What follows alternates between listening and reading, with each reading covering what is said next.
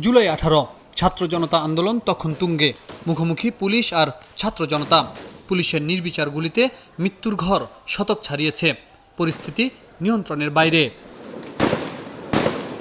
তখন ছাত্র জনতার আন্দোলন দমাতে গণভবনে 14 দলের বৈঠক ডাকেন শেখ হাসিনা।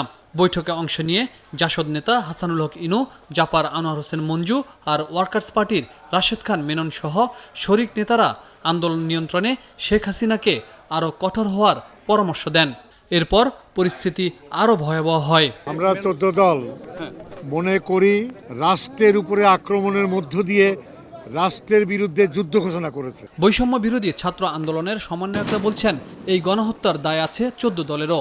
তাই শুধু শেখ হাসিনা নয়, ইনু, রাশেদ, মঞ্জু সহ 14 দলের সহযোগী দলের নেতাদেরও বিচার দাবি করছেন তারা ওই মিটিংয়ে যারা উপস্থিত ছিল, যাদের ওই মিটিংয়ের পরপরই আমরা দেখলাম যে শিক্ষার্থীদের আরো বড় ধরনের ক্র্যাকডাউন হলো, আরো বড় হত্যাযোগ্যগুলো হলো।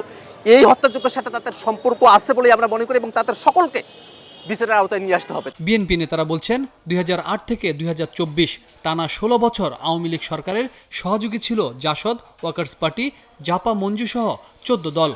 অবৈধ নির্বাচনের মাধ্যমে তারা নানা সুবিধা নিয়েছে, এমনকি জোটের শরিক দলগুলো আওয়ামী লীগকে স্বৈরাচার হতেও সহায়তা করেছে।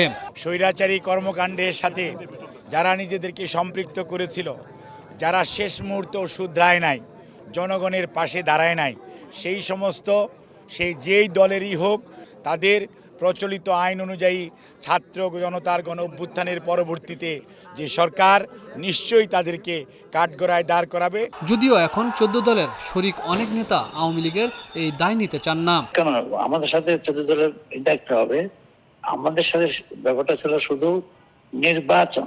এই বিস্ফোরণ এটা আমাদের অবশ্যম্ভাবী ছিল না, আমরা তো এড়াইতে পারছি না, আমরা হচ্ছে নিমিত্তের ভাগীদার। 14 দল সহ অন্যান্য দলগুলো যদি আওয়ামী লীগকে সহায়তা না করত, তাহলে দেশে গণহত্যার মতো ঘটনা ঘটত না বলেও মনে করেন সংশ্লিষ্টরা। হাবিব রহমান, 71, ঢাকা।